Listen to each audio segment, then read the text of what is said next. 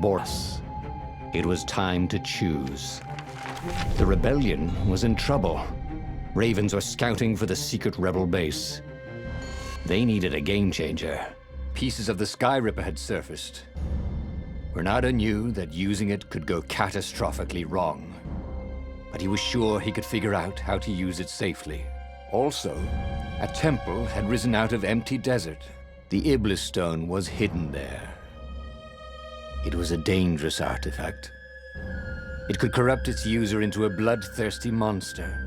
Maybe he could find a way to use it, to take its power without surrendering to its wickedness.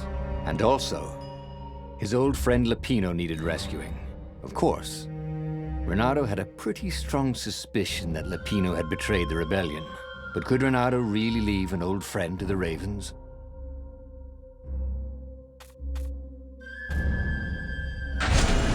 Every child knew about the Sky Ripper. The Transcendent Emperor had buried its pieces deep. And then, this Emperor's horrific sacrifices had brought it back to the surface. Renato wasn't exactly sure how to use the legendary weapon. But surely, there must be some way to do it without provoking another catastrophe. Had he, somehow, summoned the long-lost components of the legendary weapon out of the deep places of the Earth? It was more than Renato could fathom. But if he could find a legendary weapon, he would use it.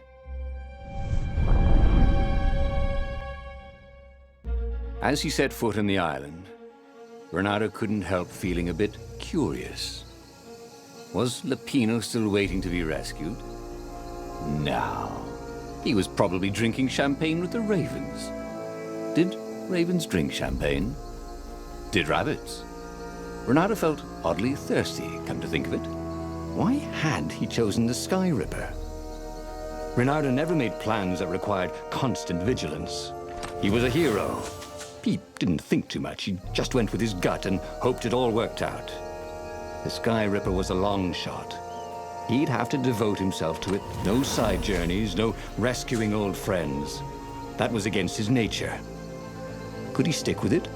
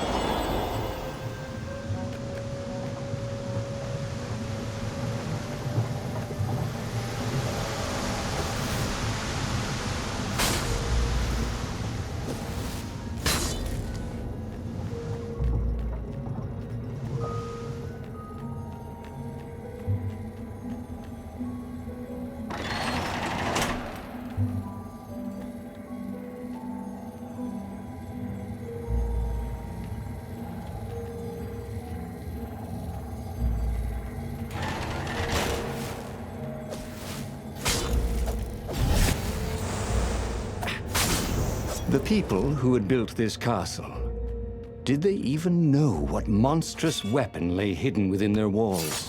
The Sky Ripper could destroy anything it touched, or so the legend said. As the Transcendent Emperor had fought the lost gods, thousands of thousands had died. But Renato had been through wars. The only merciful war was a short one.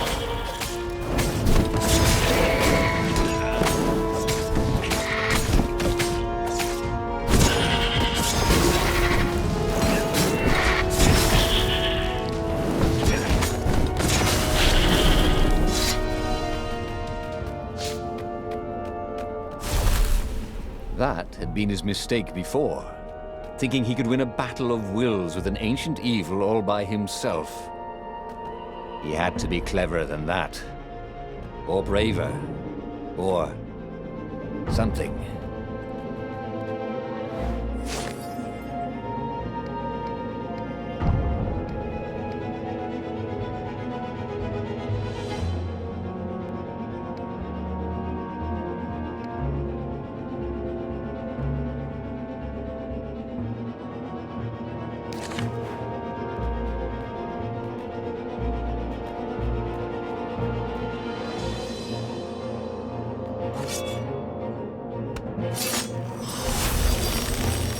It was time for a little exploration.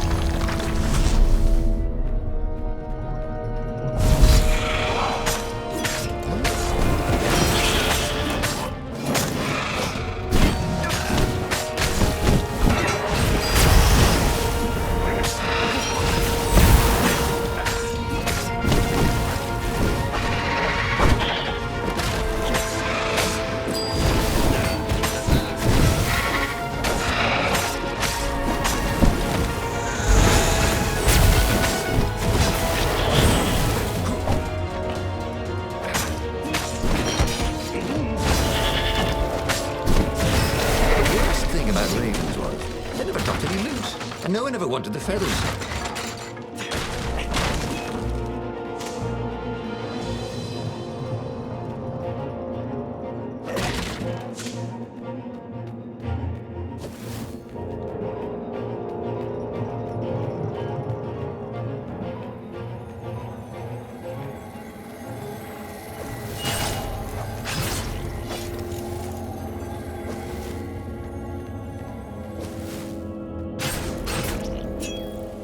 You blinked.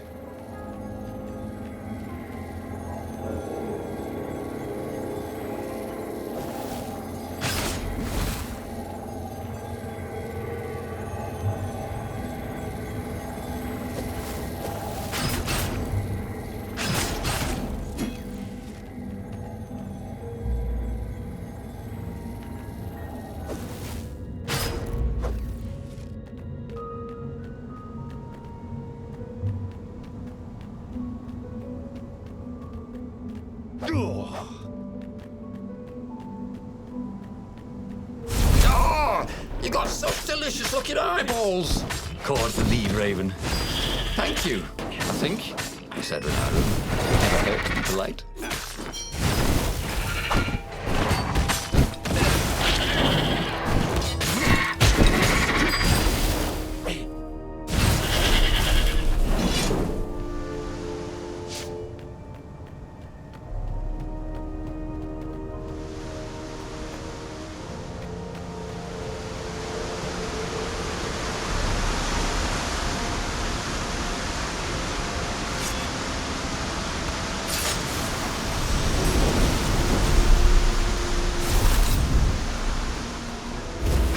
be burned.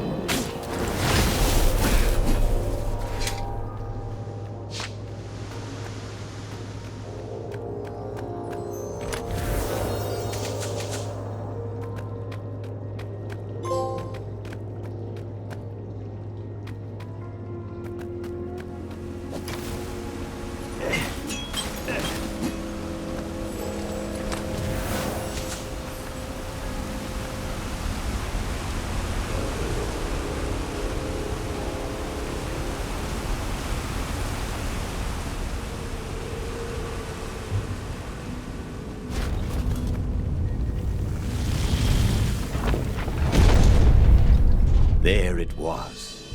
Skyripper's armature. The stuff that dreams are made of. Engineers' dreams, anyway. The device was intricate. No one alive had the skill to make a thing like it. How was it part of a weapon at all? He'd have to ask a scientist.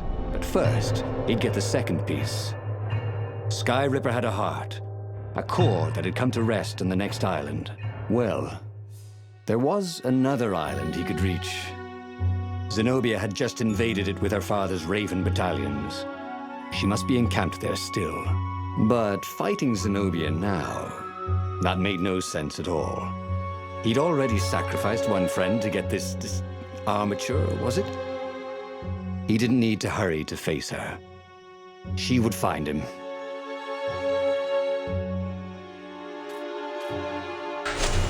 Renato asked himself why he changed course to confront Zenobia. He'd no idea. Sometimes he would just do things, and he could never figure out why he'd done them. Usually, they worked out. After all, he was a hero.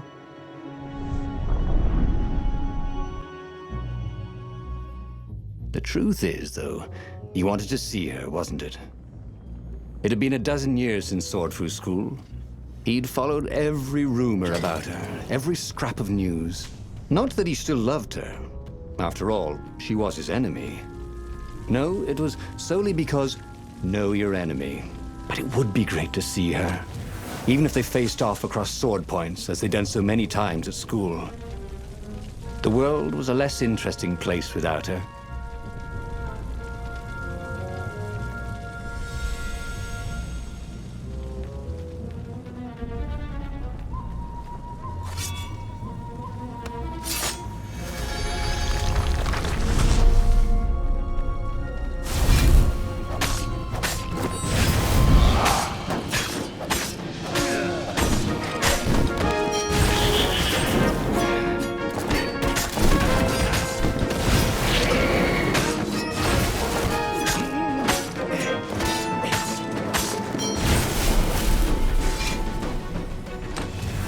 This chest contained blank passports from 15 countries.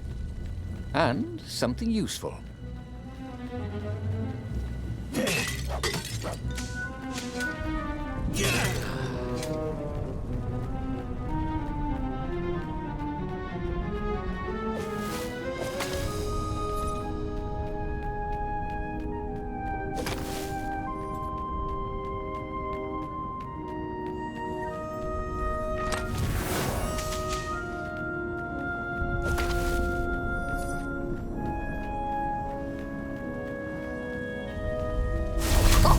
Good!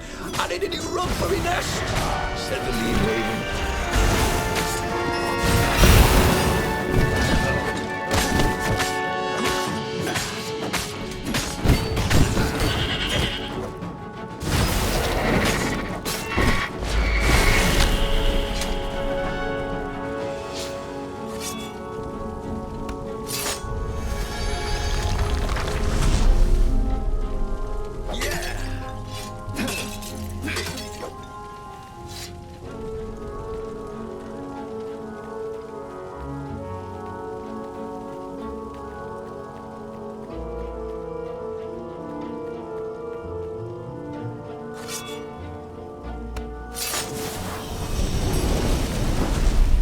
Maybe I should follow my nose, thought Renato.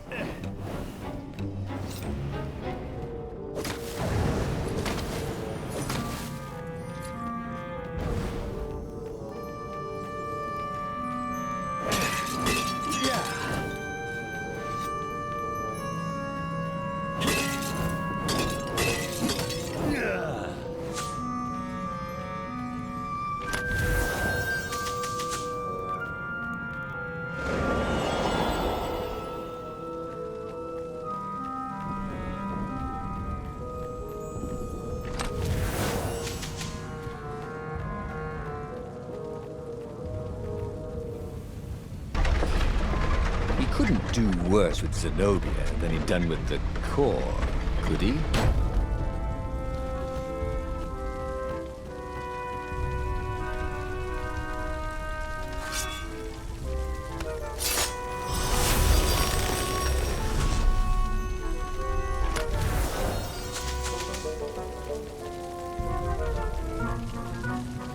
Gogglers.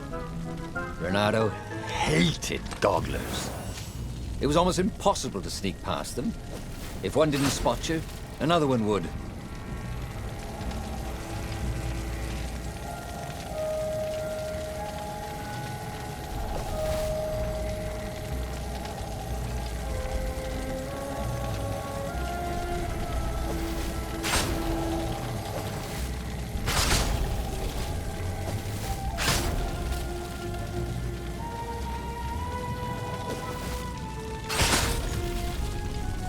Renato hated gogglers, but it freaked him out to cut them.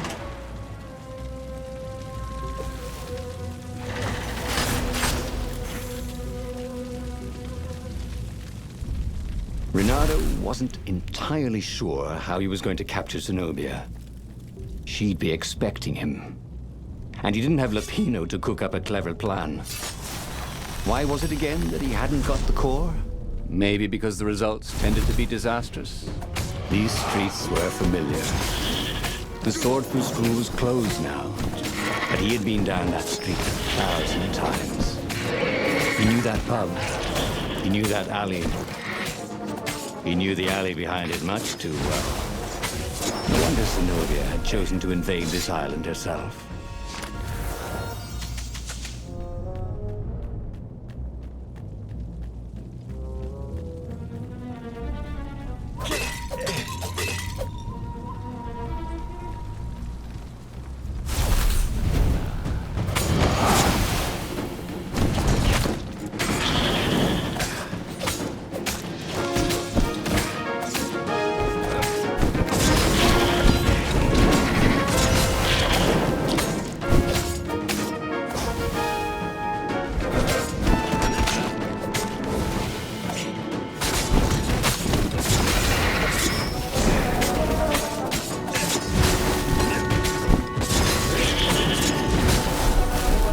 Renato was remembering all his old tricks, and some new ones. Now, he really ought to ask for a raise.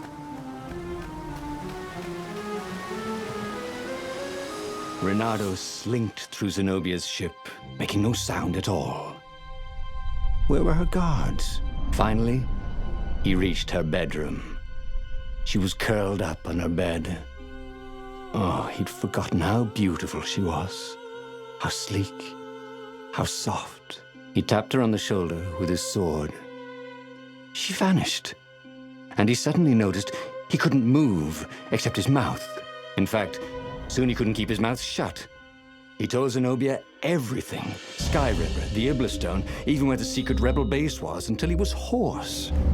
It was some kind of truth spell. A talky truth spell. She called her father by Farspeaker Toad and filled His Majesty in. But why didn't he get the core? Croaked the Farspeaker in something like His Majesty's croak. Because I missed you, darling. Renato grinned. He doesn't even know why, frowned Zenobia. That makes no sense. It's a trap, shouted the Emperor. I'll meet you at the outpost, and I'll bring my interrogators. If Renato came face to face with the Emperor, Maybe he could assassinate him. But maybe it would be smarter and safer to turn Zenobia against her father.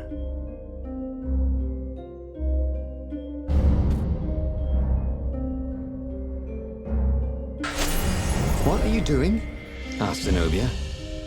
Did you ever wonder why the Emperor adopted you? He asked her. She shook her head. He told her. His Majesty wanted to bring the lost gods back.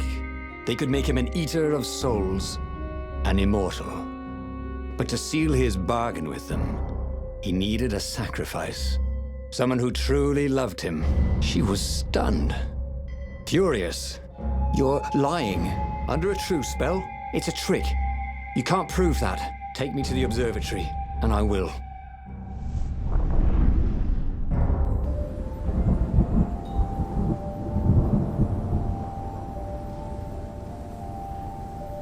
What kind of proof could you possibly have?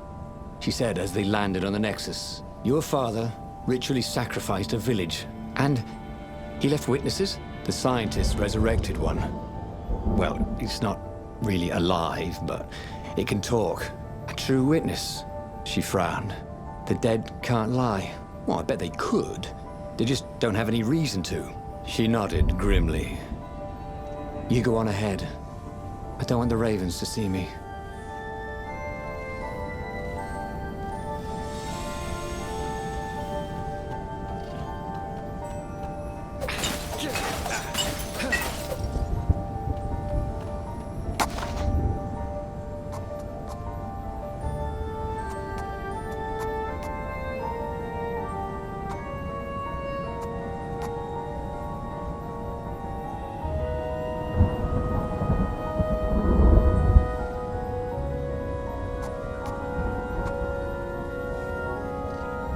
Well, he'd always wanted to do that.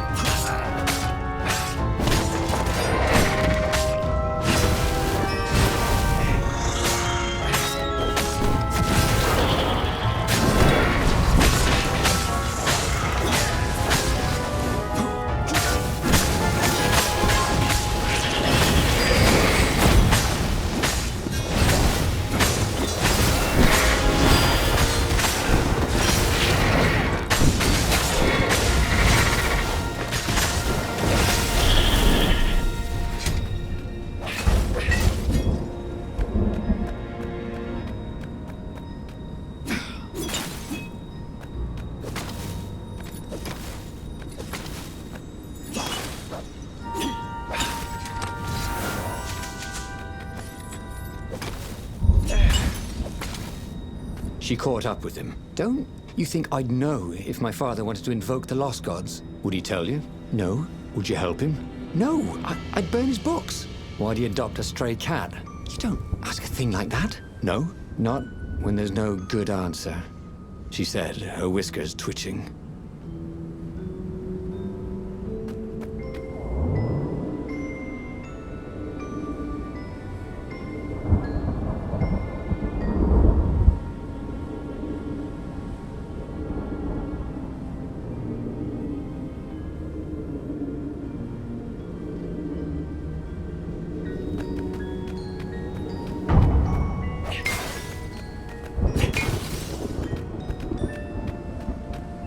scientists at the observatory had a true witness to one of the Emperor's blasphemous rituals. The dead could be made to speak for a short while. Interestingly, they could not be made to lie. After all, what do they have to lose or gain by lying?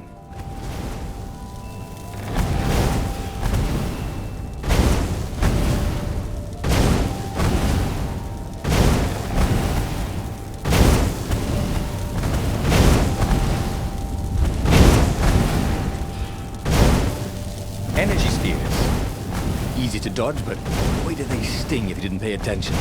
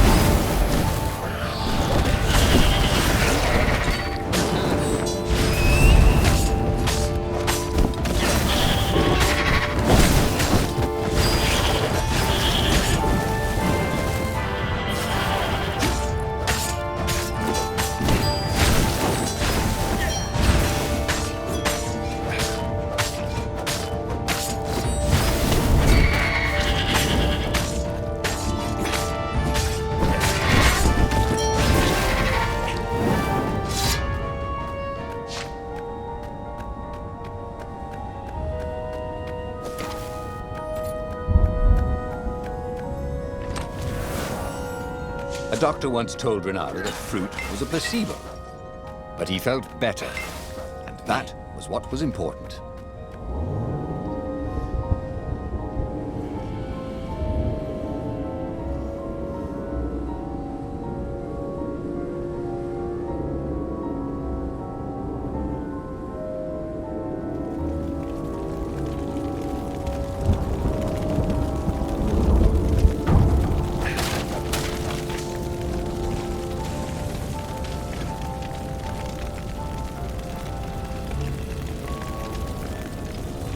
The observatory was a burning hulk. Dead scientists and black feathers everywhere. The ravens had burned the reanimated witness to cinders. Renato was stunned. There goes my proof. These were scientists, not rebels, Zenobia said, upset. Why would he do this? I don't know. Let's go to the fleet and ask him. Yes. I'll meet you on the mountains. There's something I have to get first. But could he afford to meet her in the mountains? He'd given the Empire the location of the secret rebel base. They would need rescuing.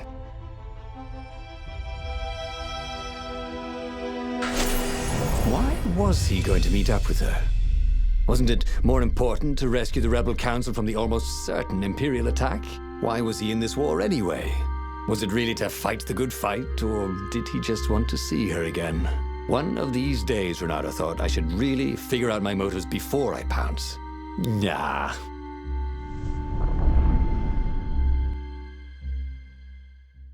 Was it true? Was he on this adventure just to see Zenobia again? The Imperial heir was not an easy cat to see. Well, she'd ignored all his Kwanzaa gifts. And on the other paw, trying to get a date by joining a war against your intended was, let's say, pretty optimistic. But on the back paw, thought Renato, yes, it sounded exactly like him. Good. I'm so glad we had this little chat, he told himself.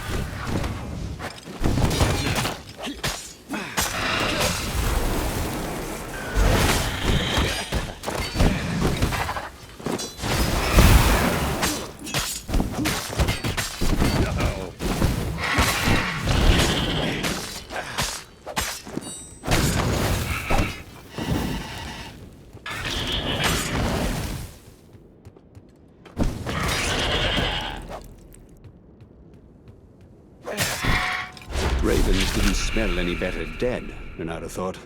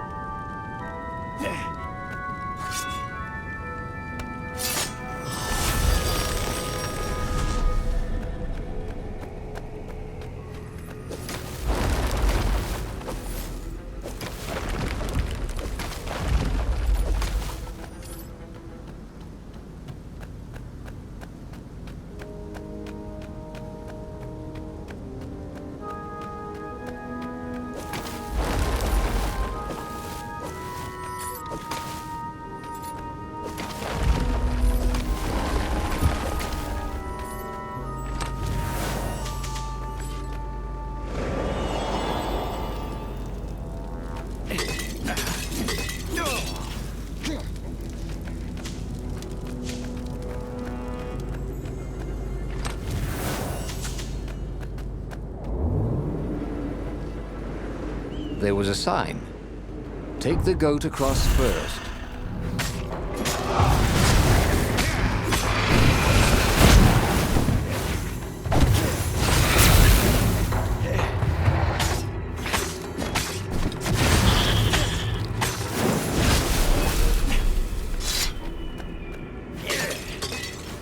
There were a lot of dead ravens along the side of the road.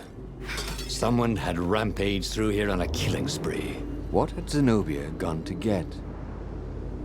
He had a chilling feeling it was the Iblis stone. Zenobia was level-headed.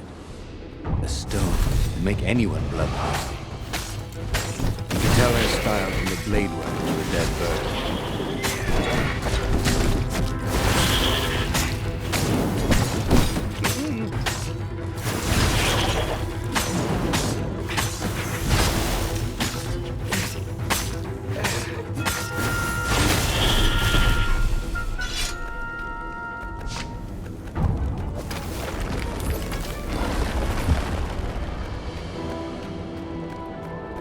Renado's paws were getting numb. Calaveras really didn't want company, did he?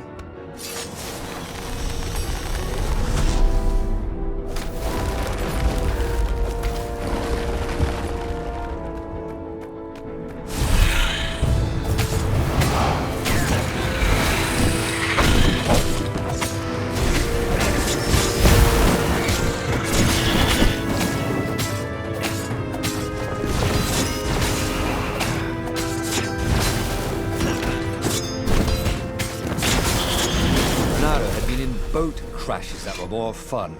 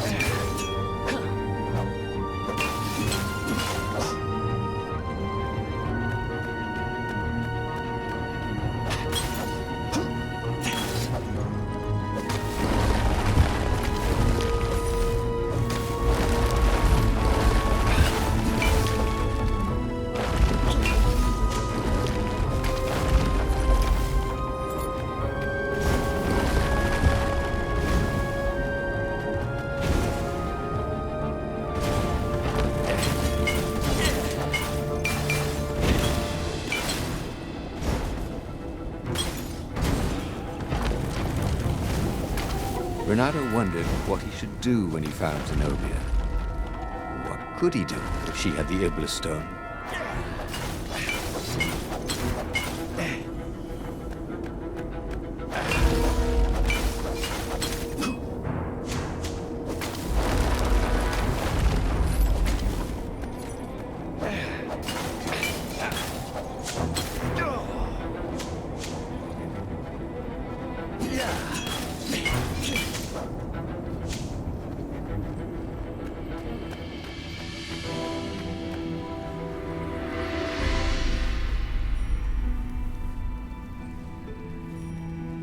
He reached the summit expecting no one.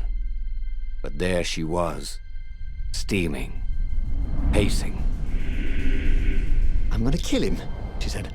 I'm gonna kill all his ravens, and then him, and then his family, and all the eggs and tadpoles. And then I'm gonna burn down their pond. Did you go and get the Iblis stone? You see, all these ravens I killed. So much power. Yeah. Great, Renato said. You really want power from a demonic rock? You want the stone, don't you? Not really. Good. I'd rather not have to kill you. He told her he loved her. That he wouldn't let the Iblis stone take her, even if he had to die for it. Well, he planned to tell her. Now didn't seem like the right time. She'd probably cool off in a bit. So he let her get in her ship and fly off. He rushed back to the Farfarer and followed her, keeping a healthy distance. Zenobia's ship was just visible through the clouds ahead. How could he reason with her? But he had to. The rebels were down for the count. No wonder. He'd betrayed the location of their base and then he'd abandoned them. And if she became Empress while she was in the grip of the Iblis stone, if she became Empress by murdering her father, she could still be a great Empress. But she could also be a nightmare Empress. She had to be stopped.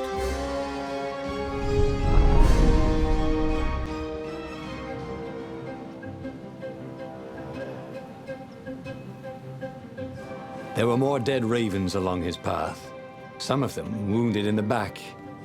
He knew she could have easily talked her way past them, or clouded the little tiny raven brains with a spell. She was going out of her way to kill everything in her path. This wasn't Zenobia, not as he knew her.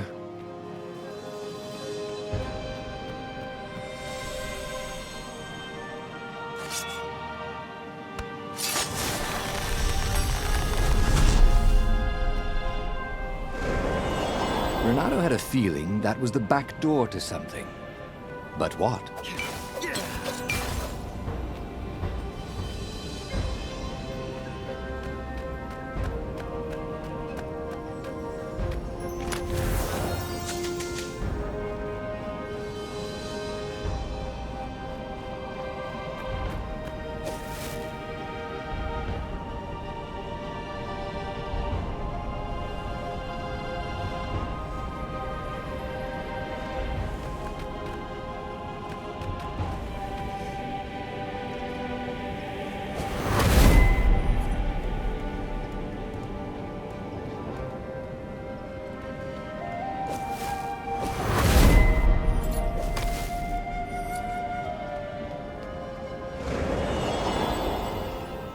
So, his beloved was possessed by the spirit of a demon. That's what it meant to be a hero. To brave the darkness in your loved one's soul.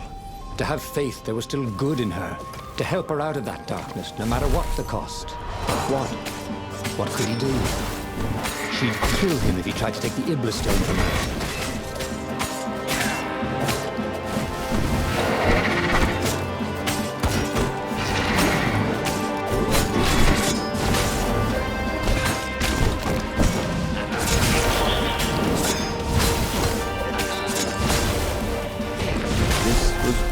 Going spectacularly well, thought Renato.